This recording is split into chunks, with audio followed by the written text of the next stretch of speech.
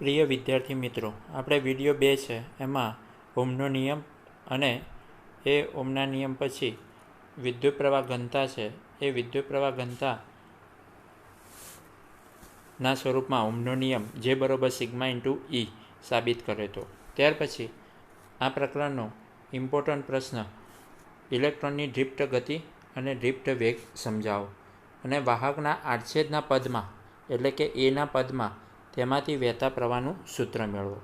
હવે આના આગળના પ્રશ્નમાં આપણે સમજી ગયા કે સુવાહકમાં મુક્ત ઇલેક્ટ્રોન એ જડિત અને ભારે આયનો સાથે અથડામણ કરે છે અને ઝડપથી તેમની ગતિની દિશા અસ્તવ્યસ્ત રીતે બદલાય છે. આ અસ્તવ્યસ્ત રીતે ગતિની દિશા બદલાતી હોવાથી જો સુવાહકમાં આપણે n ઇલેક્ટ્રોન હોય અને તેમાંથી આઈમાં ઇલેક્ટ્રોન છે એ આઈમાં ઇલેક્ટ્રોનનો આપેલા સમયે વેગ vi હોય એટલે i બરાબર 1 લઈએ તો પ્રથમ કણનો વેગ, ઇલેક્ટ્રોનનો વેગ 2 લઈએ તો બીજા ઇલેક્ટ્રોનનો વેગ. તો આ રીતે જો આઈમાં ઇલેક્ટ્રોનનો આપેલા સમયે વેગ vi હોય તો સરેરાશ ઝડપ અહીંયા 0 થશે. આ સરેરાશ ઝડપ 1/n સિગ્મા i બરાબર 1 to n vi is equal two 0 થાય. આનું કારણ આપણે 10મા ધોરણમાં જે મધ્યકનું સૂત્ર હતું કે સરેરાશ શોધવા માટે અહીંયા i બરાબર 1 મૂકો તો v1 plus v2 up to vn અને કુલ ઇલેક્ટ્રોનની સંખ્યા n એટલે અહીંયા ભાગ્યા n થાય. તો એ રીતે અહીં સરેરાશ ઝડપ 0 થશે અને સરેરાશ ઝડપ 0 થવાથી આડછેદમાંથી વિદ્યુત ક્ષેત્રની ગેરહાજરીમાં એટલે સામાન્ય રીતે પરિણામી વિદ્યુતભારનો જથ્થો કોઈ પણ આડછેદમાંથી પસાર થતો નથી, તો વિદ્યુત પ્રવાહ મળતો નથી. પરંતુ જો હવે વિદ્યુત ક્ષેત્ર હાજર હોય એટલે કે વિદ્યુત ક્ષેત્ર જ્યારે અહીંયા હાજર હોય છે તો વિદ્યુત ક્ષેત્ર લાગુ પાડીએ છીએ ત્યારે આ વિદ્યુત ક્ષેત્રને કારણે ઇલેક્ટ્રોન્સ છે એ ઇલેક્ટ્રોન્સ પ્રવેગિત ગતિ કરે છે અને આ ઇલેક્ટ્રોનનો પ્રવેગ ન્યૂટનના ગતિના બીજા નિયમ મુજબ અહીં આપણે વાત કરીએ તો F ઇઝ ઇક્વલ ટુ જો આપણે એમ એક વિચારીએ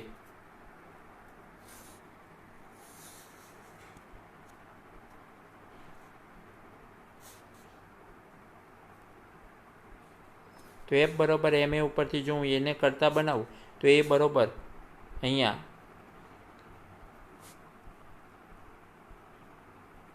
F અપોન એમ થાય.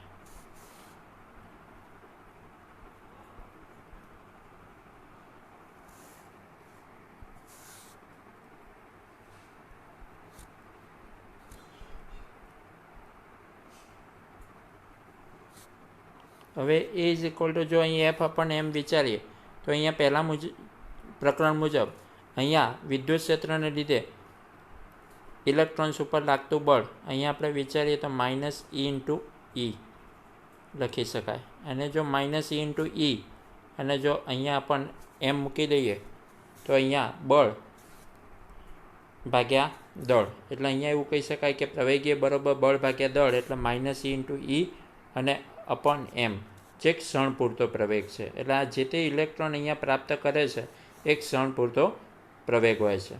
જેમ માઇનસ ઈ અહીંયા આપણે જાણીએ છીએ કે ઇલેક્ટ્રોન ઉપરનો વિદ્યુત ભાર છે.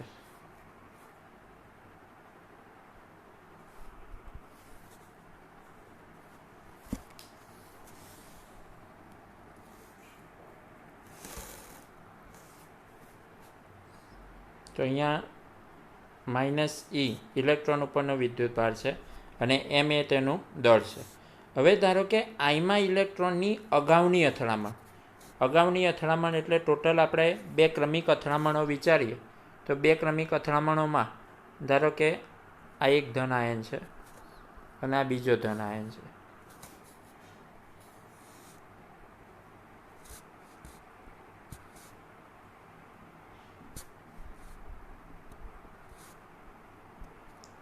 તો આ 2 ધન આયન વચ્ચે જ્યારે આ ઇલેક્ટ્રોન ગતિ કરશે તો એ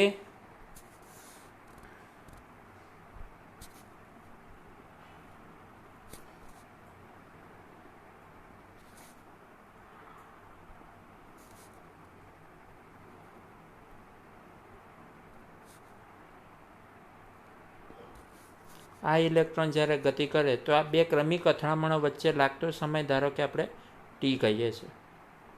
તો આ ટી કહીએ તો આ બીજી અથડામણ થાય તો એવું કહી શકાય કે એની અગાઉની અથડામણ ઇલેક્ટ્રોને, તો ધારો કે આ ઇલેક્ટ્રોન આઈમા ક્રમનો લઈએ તો આઈમા ઇલેક્ટ્રોનની અગાઉની અથડામણ એટલે છેલ્લી અથડામણ અહીંયા થઈ હશે. તો એ અગાઉની અથડામણ ટી સમય પહેલાં ક્યારેક થઈ હશે. હવે ધારો કે આ અથડામણ બાદ ટીઆઈ જેટલો સમય પસાર થયો હોય, એટલે અથડામણ થયા પછી જો તરત ટીઆઈ જેટલો સમય પસાર થયો હોય તો અગાઉની અથડામણ બાદ તરત જ આ ઇલેક્ટ્રોને પ્રાપ્ત કરેલો વેગ જો વીઆઈ કહીએ તો ટી સમયે એટલે બીજી અથડામણ થાય ત્યારે તેનો વેગ અહીંયા જો વીટી છે એ વીટી નીચે મુજબ મળે. હવે એ વીટી અહીંયા તમને આપી દીધું છે વીટી બરાબર વી.આઈ પ્લસ એટી. હવે આ વીટી બરાબર અહીંયા તમને વી.આઈ, તો અહીંયા આ જે સૂત્ર છે એ સૂત્રમાં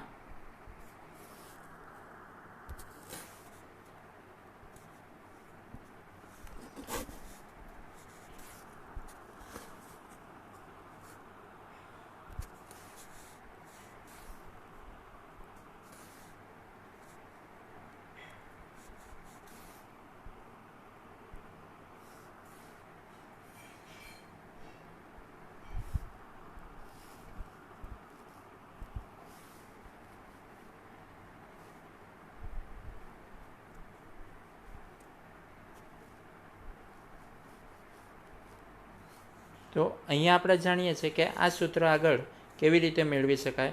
તો આપણે અચળ પ્રવેગી ગતિનું સમીકરણ આપણે જાણીએ છીએ v is equal to v0 plus at.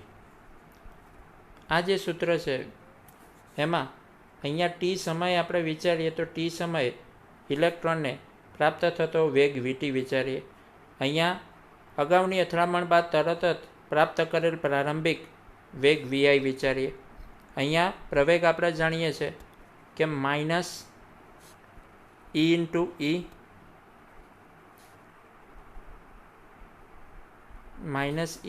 ઈ અને અપોન એમ, અને અહીંયા ટી સમય લઈએ. તો આ રીતે આપણે જાણીએ છીએ કે આ જે સમીકરણ છે એનું જ્યારે તમે સરેરાશ મૂલ્ય લેશો તો એ સરેરાશ મૂલ્યમાં અહીંયા વીટી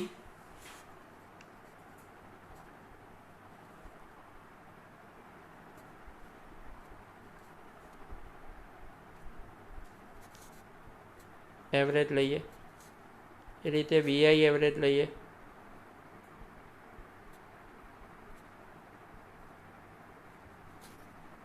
અને plus into minus E into E અને અપોન એમ, અને અહીંયા ટી આપણે એવરેજ લઈએ છીએ.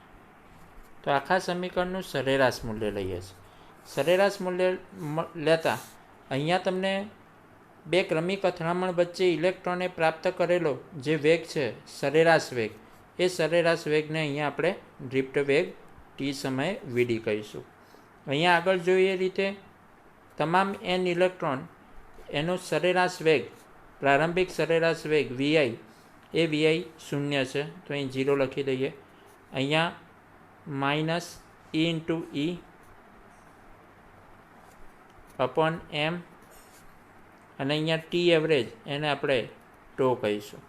આ ટો એટલે ઇલેક્ટ્રોનની ધન આયનો સાથેની બે ક્રમિક અથડામણ વચ્ચે લાગતો સમયગાળો. હવે આ જે સમયગાળો ટો છે એ ટો એમાં બે શક્યતા થશે કે બે ક્રમિક અથડામણો વચ્ચેનો સમયગાળો આપણે ટી ધાર્યો છે, એટલે કેટલાક ઇલેક્ટ્રોન માટે આ ટીનું મૂલ્ય એ ગ્રેટર દેન ટો હોય, તો કેટલાક ઇલેક્ટ્રોન માટે આ ટીનું મૂલ્ય એ લેસ દેન ટુ હોય.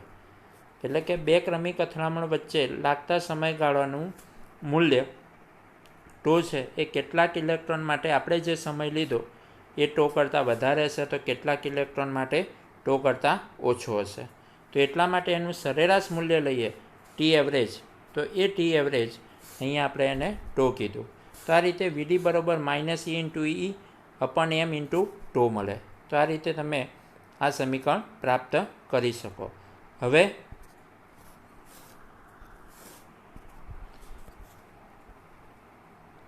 આ જે સૂત્ર મળ્યું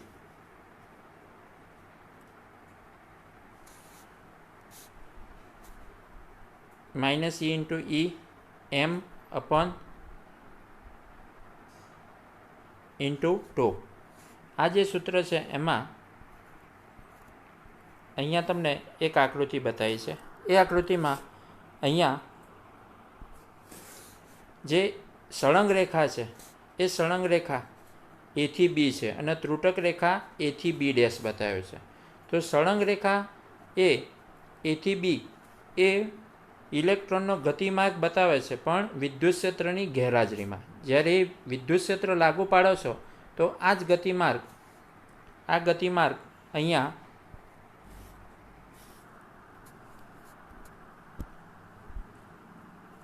આ ગતિમાર્ગ A થી B ડેશ થઈ જાય છે.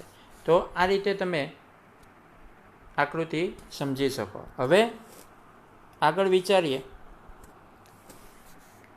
તો ટી સમયે જ્યારે અહીંયા ઇલેક્ટ્રોન છે એ ઇલેક્ટ્રોનનો સરેરાશ વેગ એ બધા જ ઇલેક્ટ્રોન્સ વીઆઈનું ટી સમયે ઇલેક્ટ્રોનનો સરેરાશ વેગ એ બધા જ ઇલેક્ટ્રોન વીઆઈનું સરેરાશ થશે.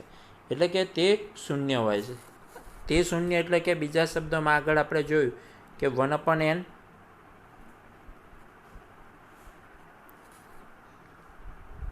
સિગ્મા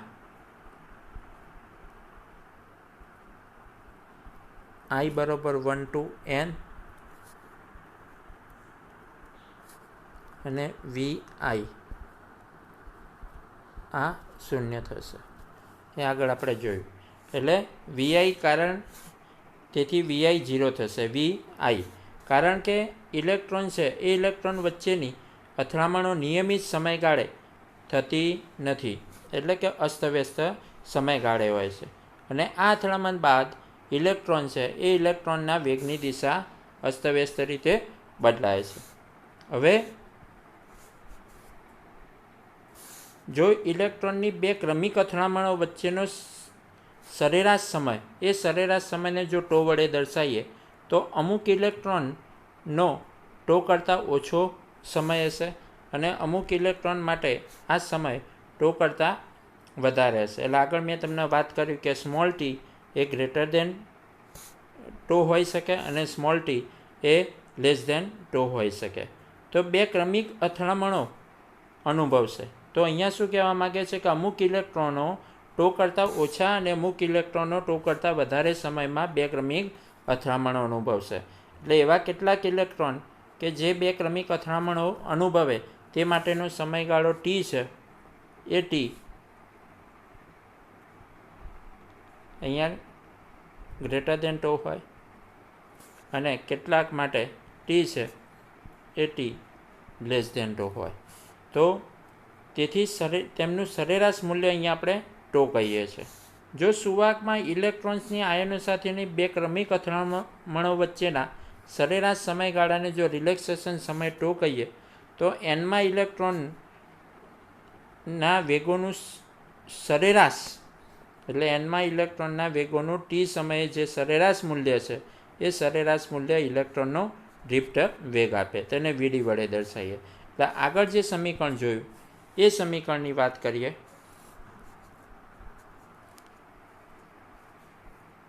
તો આ જે સમીકરણ છે એ સમીકરણની બંને બાજુ હવે સરેરાશ મૂલ્ય લઈએ છીએ. હવે આ સમીકરણની જો બંને બાજુ સરેરાશ મૂલ્ય લઈએ તો સરેરાશ મૂલ્ય લેતા અહીંયા જ્યારે તમે વીટી સરેરાશ લો તો વીટી સરેરાશ આગળ સમજાવ્યું એ પ્રમાણે વીડી થશે. સરેરાશ વીઆઈ એ 0 થશે. Minus E into E upon M અને જ્યારે ટી સરેરાશ લો તો તમને અહીંયા ટો મળશે. તો અહીંયા આ રીતે તમે V D is equal to minus E into E upon M into tau, જે ઇલેક્ટ્રોનનો ડ્રિફ્ટ વેગ ઘસડાઈને મેળવેલો વેગ છે. એટલે ડ્રિફ્ટ વેગ ઘસડાઈને મેળવેલો એટલે બીજા શબ્દોમાં વિદ્યુત ક્ષેત્રની વિરુદ્ધ દિશામાં ઘસડાઈને મેળવેલો વેગ છે. અને આ જે અસર છે એને ડ્રિફ્ટ અસર કહી શકાય. તો આ રીતે તમે ડ્રિફ્ટ વેગની સમજૂતી આપી શકો. ત્યારબાદ હવે પછીના પ્રશ્નમાં અહીંયા ડ્રિફ્ટ વેગ અને વિદ્યુત પ્રવાહ ઘનતા વચ્ચેનો સંબંધ મેળવીશું. એટલે કે બીજા શબ્દોમાં ડ્રિફ્ટ વેગ એટલે વીડી અને વિદ્યુત પ્રવાહ ઘનતા જે, આ બંને વચ્ચેનો અહીંયા આપણે સંબંધ મેળવવાનો છે. પ્રશ્ન શું કહે છે પહેલાં આપણે સમજી લેવાનું. તો અહીંયા વીડી અને જે વચ્ચે સંબંધ મેળવવા જઈએ છીએ. તો હવે આગળ આપણે થિયરીમાં જોઈએ પ્રમાણે કે ડ્રિફ્ટને કારણે, એટલે ઇલેક્ટ્રોન જે ઘસડાય છે એને કારણે ઈને લંબ એવા કોઈપણ ક્ષેત્ર પરમાંથી વિદ્યુતભારનું ચોખ્ખું વહન થાય છે. જે વિદ્યુત ક્ષેત્રની ગેરહાજરીમાં આ વિદ્યુતભારનું ચોખ્ખું વહન પહેલાં આપણે જાણીએ છીએ કે ડેલ્ટા ક્યુ એ ડેલ્ટા ક્યુ 0 હતું. પણ હવે આ ડેલ્ટા ક્યુ વિદ્યુત ક્ષેત્ર જ્યારે લાગુ પાડીએ છીએ ત્યારે આ ડેલ્ટા ક્યુ 0 થતું નથી. તો એ ડેલ્ટા ક્યુ શોધવા માટે હવે આપણે અહીંયા આકૃતિ એક ધ્યાનમાં લઈશું. એ આકૃતિમાં દર્શાવ્યા અનુસાર સુવાહકના અંદરના ભાગમાં, એટલે કે આ સુવાહકના અંદરના ભાગમાં એક સમતલ્ય ક્ષેત્રફળ એ વિચારીએ છીએ. આ સમતલ્ય ક્ષેત્રફળ એ વિચારો છો. હવે અહીંયા સદિશે એ વિદ્યુત ક્ષેત્ર ઈને સમાંતર છે. આ વાક્ય સમજવાનું કે સદિશે એટલે કોઈ પણ આડછેદને રજૂ કરતો ક્ષેત્રફળ સદિશ એ હંમેશા આ જે ક્ષેત્રફળ પૃષ્ઠ વિચારો છો એ ક્ષેત્રફળ સદિશ હંમેશા અહીંયા લંબ હશે. એટલે આ રીતે એની દિશા થાય. જો આ એની દિશા વિચારીએ તો અહીંયા એ અને ઈ સમાંતર થશે. તો આ જે દિશા થશે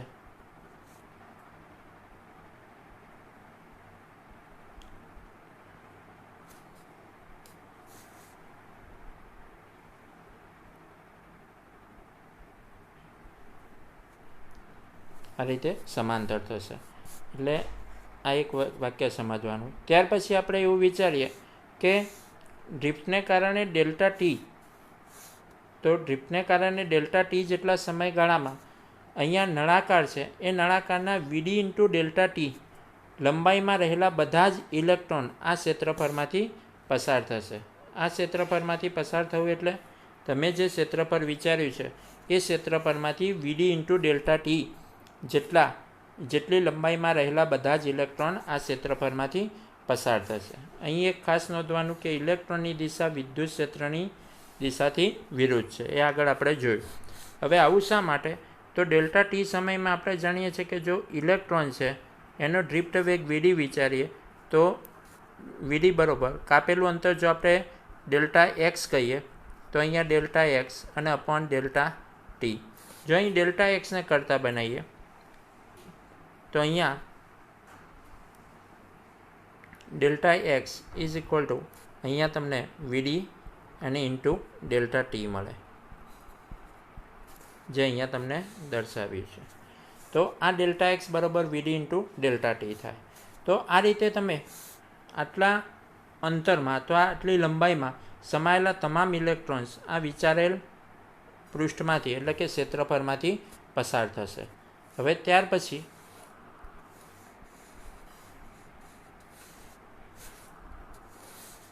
જો આકૃતિમાં સુવાહકના અંદરના ભાગમાં એક સમતલ્ય ક્ષેત્રફળ એ વિચારીએ.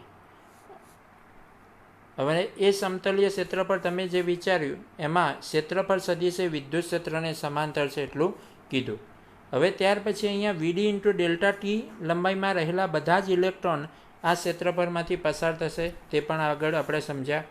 હવે જો સુવાહકમાં એકમ કદ દીઠ મુક્ત ઇલેક્ટ્રોનની સંખ્યા n હોય તો એ આડછેદમાંથી ડેલ્ટા ટી સમયમાં પસાર થતા ઇલેક્ટ્રોનની સંખ્યા n બરાબર એને માનાંકમાં વીડી ઇન્ટુ ડેલ્ટા ટી થાય. અહીંયા આપણે ડ્રિફ્ટ વેગનું મૂલ્ય લઈએ છીએ. હવે આવું શા માટે? તો અહીંયા પહેલાં તમે જે વિચારો છો,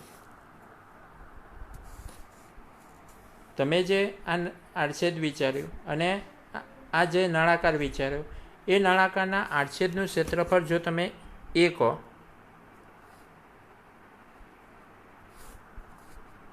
આડછેદનું ક્ષેત્રફળ જો તમે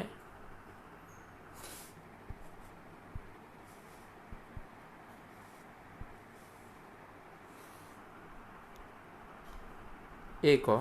હવે આડછેદનું ક્ષેત્રફળ એ કહીએ અને અહીંયા આ આડછેદ છે એ આડછેદનું ક્ષેત્રફળ જો એ કહેતા હોય તો આ નળાકારની જે લંબાઈ છે એને જો તમે ઊંચાઈ તરીકે લો તો અહીંયા આપણે જાણીએ છીએ કે નળાકારનું કદ v બરાબર, કદને આપણે વોલ્યુમ કહીએ તો a ઇન્ટુ h થાય. આ v એમનું એમ રાખીએ, એ છે એ એમનું એમ રાખો, તો અહીંયા h એ h આપણા માટે ડેલ્ટા એક્સ થાય. તો અહીંયા એ ડેલ્ટા એક્સની કિંમત મૂકીએ અહીંયા માનાંકમાં વીડી અને ઇન્ટુ ડેલ્ટા ટી. હવે આ વી કદ થયું. તમે જે નળાકાર વિચારો છો એનું કદ આટલું બન્યું. તો હવે ફરીથી આપણે જો વિચારીએ તો એકમ કદમાં n ઇલેક્ટ્રોન છે. તો તમે જે નળાકાર વિચારવા જઈ રહ્યા છો એ નળાકારનું કદ તમને આટલું મળ્યું, એ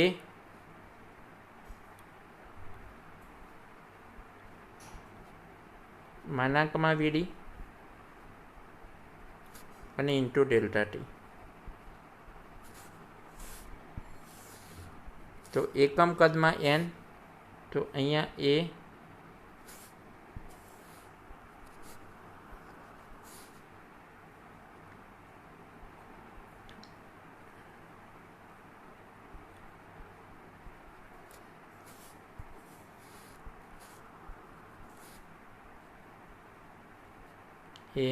માનાંકમાં વીડી અને ઇન્ટુ ડેલ્ટા ટી કદમાં કેટલા. તો આ રીતે ત્રિરાશિ મૂકીએ તો એને માનાંકમાં વીડી અને ઇન્ટુ ડેલ્ટા ટી થાય. તો અહીંયા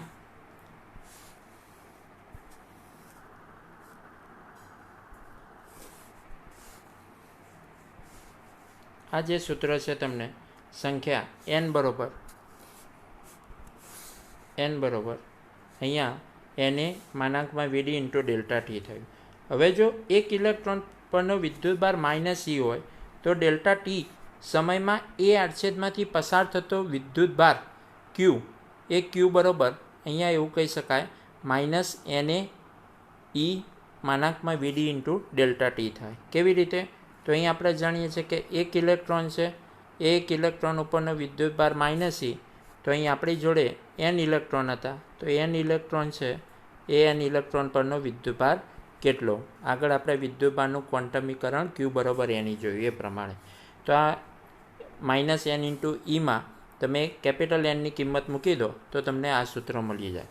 હવે તેથી વિદ્યુત ક્ષેત્ર ઈની દિશામાં પસાર થતો કુલ વિદ્યુતભાર, આ એટલા માટે કુલ વિદ્યુતભાર શોધવો પડે કારણ કે આપણે જાણીએ છીએ કે રૈવાજિક પ્રવાહ શોધવાનો છે અને રૈવાજિક પ્રવાહ શોધવો હોય તો અહીંયા ઇલેક્ટ્રોનની ગતિની વિરુદ્ધ દિશા, એ ઇલેક્ટ્રોનની ગતિની વિરુદ્ધ દિશામાં રૈવાજિક વિદ્યુત પ્રવાહ રચાતો હોય. તો આ જે ઇલેક્ટ્રોન છે એને કારણે મળતો વિદ્યુતભાર જો q બરાબર -na e માનાંકમાં વીડી ઇન્ટુ ડેલ્ટા ટી હોય તો એટલો જ વિદ્યુતભાર અહીંયા પ્લસ થઈ જાય. તો +na e માનાંક વીડી ઇન્ટુ ડેલ્ટા ટી. તો ડેલ્ટા ટી છે એ ડેલ્ટા ટી સમયમાં એ ક્ષેત્રફળમાંથી પસાર થતા વિદ્યુતભારનું મૂલ્ય, જો એ વિદ્યુતભારનું મૂલ્ય આપણે વિચારવું હોય તો એ વિદ્યુતભારનું મૂલ્ય શોધવા માટે અહીંયા આપણે જાણીએ છીએ કે q ઇન્ટુ અહીંયા આપણે ટી કરવું પડે. એટલે અહીંયા q અપન જો ડેલ્ટા ટી કરી દઈએ, q અપન ડેલ્ટા ટી, એટલે આ જે સૂત્ર છે એ સૂત્રમાં જો અહીંયા q બરાબર જો હું ધારો કે આ વિદ્યુતભાર જો q કહું તો અહીંયા q બરાબર હું i ઇન્ટુ ડેલ્ટા ટી લખી શકું. તો આ ક્યુની જગ્યાએ તમે ડેલ્ટા ક્યુ લખો તો બી ચાલે. તો ડેલ્ટા ક્યુ બરાબર અહીંયા આપણે વિચારીએ તો ડેલ્ટા ક્યુ બરાબર આપણે આગળ સૂત્ર જોયું પહેલી થિયરીમાં i ઇન્ટુ ડેલ્ટા ટી. અહીંયા ડાબી બાજુ i ઇન્ટુ ડેલ્ટા ટી મૂક્યું તો એને e માનાંકમાં વીડી ઇન્ટુ ડેલ્ટા ટી. આ ડેલ્ટા ટી ઉડી ગયા. તો i બરાબર અહીંયા તમને જે સૂત્ર મળ્યું એ i is equal two na માનાંકમાં વીડી અને ઇન્ટુ ઈ. એટલે બીજા શબ્દોમાં આ સૂત્ર તમારે યાદ રાખવું હોય તો i બરાબર અવની યાદ રાખવાનું. i બરાબર અવની, એ માનાંકમાં વીડી અને n ઇન્ટુ ઈ. તો i બરાબર અવની, એ રીતે સૂત્ર પણ યાદ રાખી શકાય. તો આ રીતે તમને વિદ્યુત પ્રવાહનું સૂત્ર મેળવી શકો. તો આ ઇલેક્ટ્રોનની ડ્રિફ્ટ ગતિને કારણે રચાતો પ્રવાહ એટલે I બરોબર AVD/NE. હવે આપણો પ્રશ્ન છે એ પ્રશ્નમાં અહીંયા જો આગળ આપણે વિચારીએ કે I મેળવ્યા પછી, અહીંયા I જે આપણે મેળવ્યો એ મેળવ્યા પછી અહીંયા તમને ડ્રિફ્ટ વેગ VD, એ ડ્રિફ્ટ વેગ VD અને અહીંયા જે વચ્ચેનો સંબંધ મેળવવાનો છે. તો VD અને જે વચ્ચેનો સંબંધ મેળવવા માટે અહીંયા આ સૂત્રથી થોડુંક આગળ જઈએ. તો એ સૂત્રમાં અહીંયા ફરીથી આપણે વિચારીએ કે વ્યાપક રીતે અહીંયા આ I છે એ Iના છેદમાં જો તમે A લાવી દો તો I/A બરોબર J, એ આગળ આપણે વિદ્યુત પ્રવાહ ઘનતાની થિયરીમાં જોયું. તો J બરોબર અહીંયા સૂત્ર મળી જાય, આ એ અહીંયા છેદમાં લાવી દઈએ તો J બરોબર NVD અને E. તો અહીંયા આ ડ્રિફ્ટ વેગ VD અને J વચ્ચેનો સંબંધ થઈ ગયો. હવે જો Q ધન હોય તો જેની દિશા છે વિદ્યુત પ્રવાહ ઘનતા જેની દિશા એ જ VDની દિશા મળે. અને જો Q ઋણ હોય તો વિદ્યુત પ્રવાહ ઘનતા J અને VD પરસ્પર વિરુદ્ધ મળે. એટલે એક આ વસ્તુ નોંધવાનું. તો અહીંયા J બરોબર NVD/ED, NVD/E થાય. આ એક સૂત્ર છે. હવે આ સૂત્રમાં જો તમે આગળ ડ્રિફ્ટ વેગ છે એ ડ્રિફ્ટ વેગ VD છે એનું મૂલ્ય મૂકી દો. તો એ ડ્રિફ્ટ વેગ VDનું મૂલ્ય મૂકતા આ ડ્રિફ્ટ વેગ VD માનાંક VD છે ત્યાં આગળ મૂલ્ય મૂકીએ તો I એમનું એમ રાખીએ ડાબી બાજુ, N એમનું એમ રાખીએ, આ VDની કિંમત મૂકી. તો VDની કિંમત કેટલી છે? તો VDની કિંમત આગળ જોઈએ આપણે E × E. એટલે અહીંયા તમારે સૂત્ર આવું બનશે, અહીંયા I એમનું એમ, અહીંયા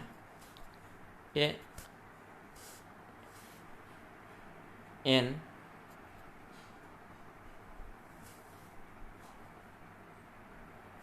હવે I બરોબર અહીંયા N A એમનું એમ, અહીં VDની કિંમત મૂકી દઈએ છીએ. તો VDની કિંમત કેટલી છે? તો VDની કિંમત E × માનાંકમાં E અપોન M અને × 2 આ કિંમત મૂકી દઈએ અને × E.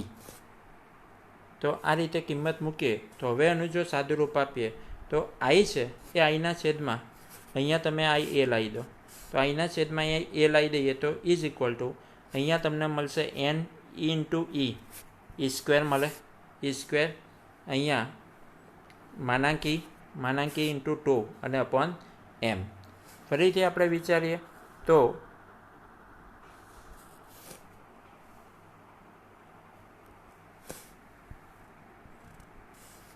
આ I/A, તો I/A છે એ I/A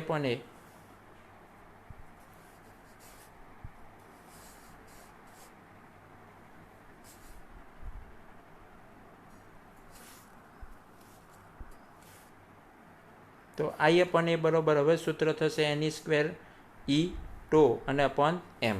ફરીથી I/A આપણે જાણીએ છીએ કે વિદ્યુત પ્રવાહ ઘનતા J મૂકી દઈએ તો અહીંયા માનાંક J બરોબર NE² E અને અપોન M. હવે J અને E ની દિશા એક જ હોવાથી, એટલે કે ધારો કે વિદ્યુતભાર Q ધન છે, રૈવાજિક પ્રવાહ લઈએ તો J અને E ની દિશા આપણે એક જ લઈએ તો વિદ્યુત પ્રવાહ ઘનતાની દિશા એ વિદ્યુત પ્રવાહની દિશામાં હોય, એટલે રૈવાજિક વિદ્યુત પ્રવાહની દિશા. તો J અને E ની દિશા એક જ લઈએ તો આ જે સૂત્ર છે J બરોબર NE² M NE² upon M × 2 × E મળે. હવે આ સૂત્રમાં અહીંયા આ સમીકરણને ઓમના નિયમ જોડે સરખાઈ દઈએ. તો ઓમના નિયમ જોડે સરખાઈએ તો અહીંયા આ J બરોબર સિગ્મા E છે અને અહીંયા J બરોબર આ સૂત્ર છે, J બરોબર NE² 2 × E અને અપોન M. તો અહીંયા આ જે સૂત્ર છે એમાં Eનો સહગુણક NE² 2 અપોન M છે. તો આના પરથી એવું કહી શકાય કે અહીંયા ઈનો સગુણક સિગ્મા છે, તો સિગ્મા બરાબર એની સ્ક્વેર ટો અને અપોન એમ થાય. તો આ રીતે તમે વાહકતાનું સૂત્ર સિગ્મા બરાબર એની સ્ક્વેર ટો અને અપોન એમ મેળવી શકો. હવે આગળ જો વિચારીએ તો સિગ્મા અને અવરોધકતા એટલે વાહકતા અને અવરોધકતા, તો અહીંયા વાહકતા અને અવરોધકતા એકબીજાના વ્યસ્ત પ્રમાણમાં છે. તો અહીંયા જો સિગ્મા બરાબર એની સ્ક્વેર ટો અપોન એમ હોય તો રો બરાબર અહીંયા આપણે મેળવી શકીએ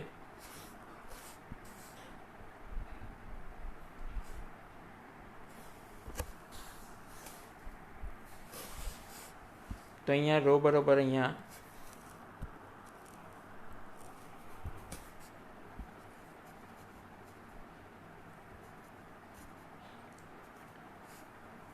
સિગ્મા બરાબર એની સ્ક્વેર ટો અપોન એમ, તો સિગ્મા બરાબર 1 અપોન રો, તો રો બરાબર એને સિગ્માનું વ્યસ્ત એમ અપોન અહીંયા એની સ્ક્વેર ટો મેળવી શકાય, જે ધાતુની અવરોધકતાનું સૂત્ર છે. એટલે ધાતુની અવરોધકતાનું સૂત્ર પૂછે તો અહીંયા આગળ જવાનું, નહીંતર અહીંયા પ્રશ્ન છે એ પ્રશ્ન અહીંયા આટલા સુધી જે બરાબર એની સ્ક્વેર એમ ટો ઇન્ટુ ઈ સુધી લખવાનું. હવે આ રીતે ધાતુની તમે અવરોધકતા મેળવી શકો.